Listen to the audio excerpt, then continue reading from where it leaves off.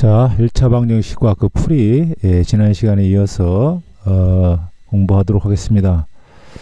자, 이번 시간엔 1차 방정식을 풀 수 있어야 되고 이를 활용하여 문제를 해결할 수 있어야 됩니다. 이것이 이번 시간의 학습 목표입니다. 자, 그러면 1차 방정식은 무엇이고 그 해는 어떻게 구할까?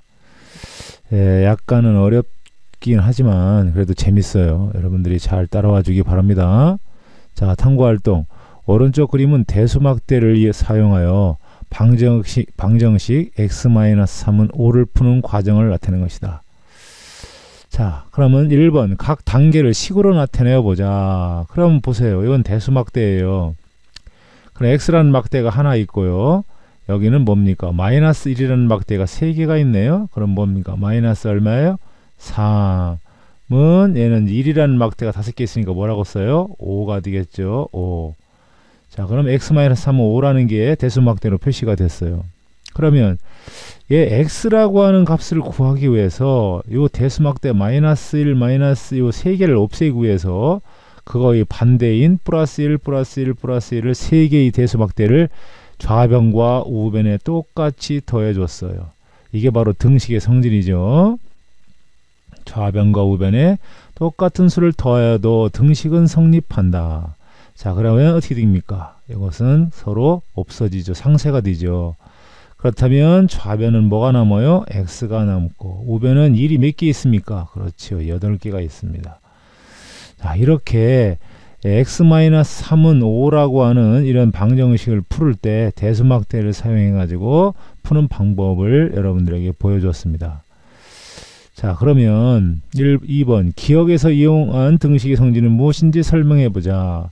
여기 기억에서, 요게 기억이죠. 요 기억, 여기서 뭐가 성립됐습니까? 예, 등식의 성질, 양변에 똑같은 수를 더하여도 등식은 성립한다라고 하는 성질을 이용한 거죠. 자, 그러면 3번 구한 x의 값이 주어진 방정식의 해인지 확인하여 보자. 자, 해인지 확인하여 보자라고 했습니다. 그렇다면 이 x가 8 나왔죠? 이 8을 어디다 확인해 보면, 어디다 대입해 보면 돼요? 여기다 대입해 보면 되겠죠. 그렇죠? 자, 여기다 대입해 보면 어떻게 됩니까? 여기다 대입하면 8 마이너스 3은 얼마가 나와요? 5가 나오죠? 예, 그러면 좌변도 5, 우변도 5니까 참이 되는 겁니다.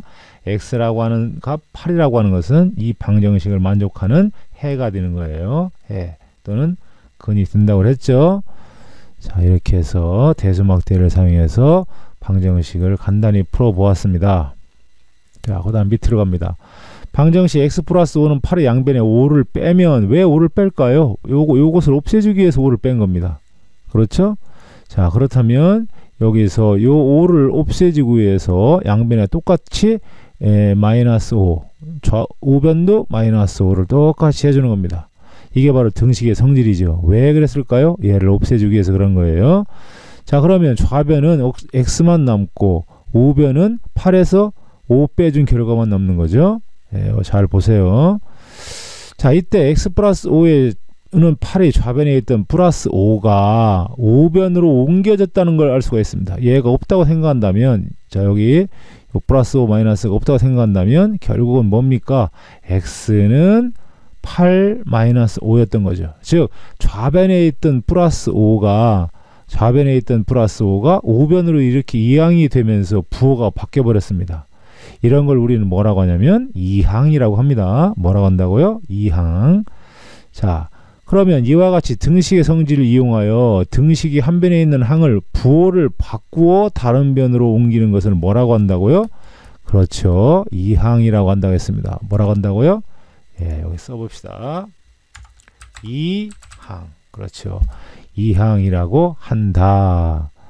자, 그러면 방정식 3x-2는 x 플러스 5에서 우변에 있는 항 x와 5를 모두 좌변으로 이항하여 동류항끼리 정리하면 어떻게 될까? 이제 조금 여기서는 이제 약간 아까보다는 약간 어렵죠. 자, 보겠습니다. 여기에서 일단 지우고 올려보겠습니다.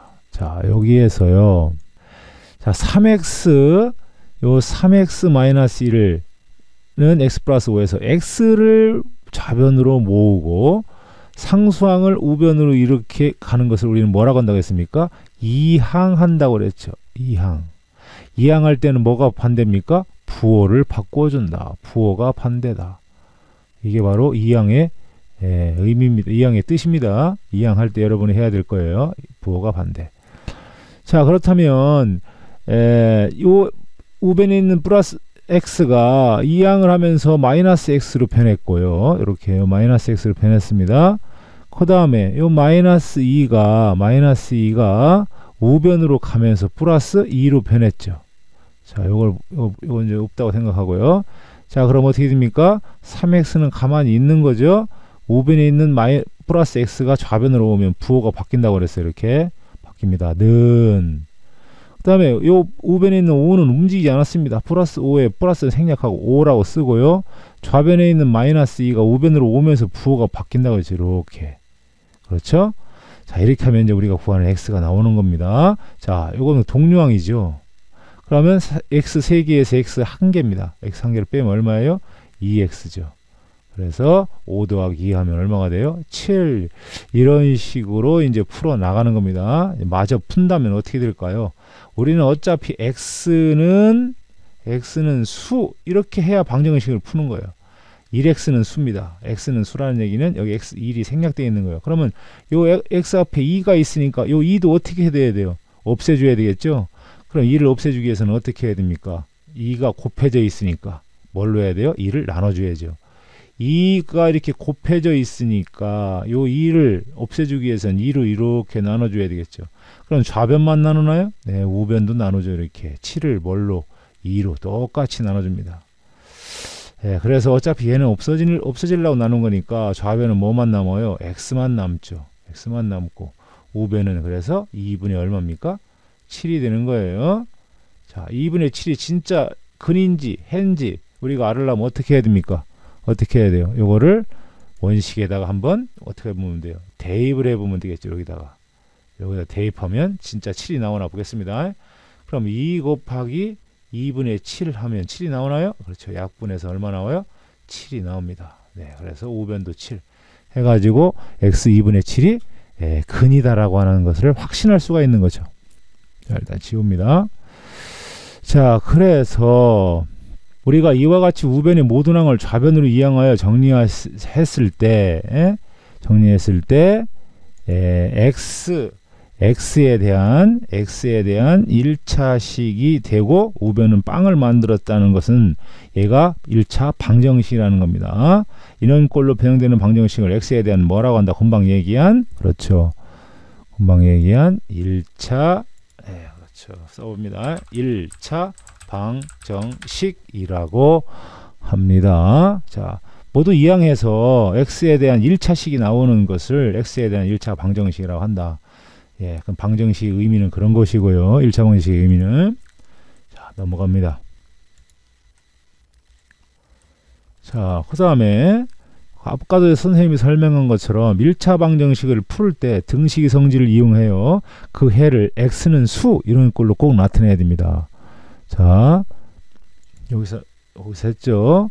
자, 여러분들이 반드시 풀 때 1x입니다. 1x는 수 이렇게 만들어야지 뭐 2x는 3 했다고 해서 이게 방정식을 다 푸는 게 아닙니다. 반드시 1x로 만들어줘야 하니까 좌변과 우변을 뭘로 나눠주면 된다? 2로 나눠주면 되잖아요.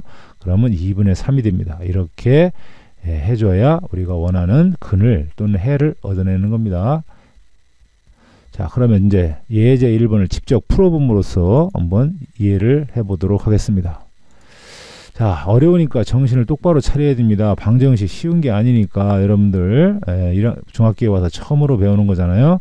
그럼 잘 들어야 됩니다. 자, 그러면 한번 천천히 풀어보죠. 자, 1차 방정식입니다. 이걸 좌변으로 전부 이항하면 뭐가 됩니까? x에 대한 뭡니까? 1차식이죠. x에 대한 1차식 해가지고 빵이 되므로 얘는 뭐가 됩니까? 1차 방정식이 되는 거예요. x에 대한 1차 방정식. 자, 그렇게 된다는 걸 알았으니까 이제 우리는 1차 방정식인 줄 알았으니까 이제 뭐 해주면 돼요? 그냥 풀면 되겠죠? 자, 그럼 풀어봅시다. 6x 더하기 13은 1. 이걸 풀기 위해서 우리는 어떻게 해야 돼요? x는 수 이렇게 만들어서 풀으려고 그래요. 그러면 요 6x만 남기고요. 일단 6x만 남기고 13을 어떻게 하는 겁니까? 이렇게 옮기는 걸 뭐라고 한다고 했어요? 이항한다고 그랬죠. 자, 이항할 때는 뭐가 반대입니까?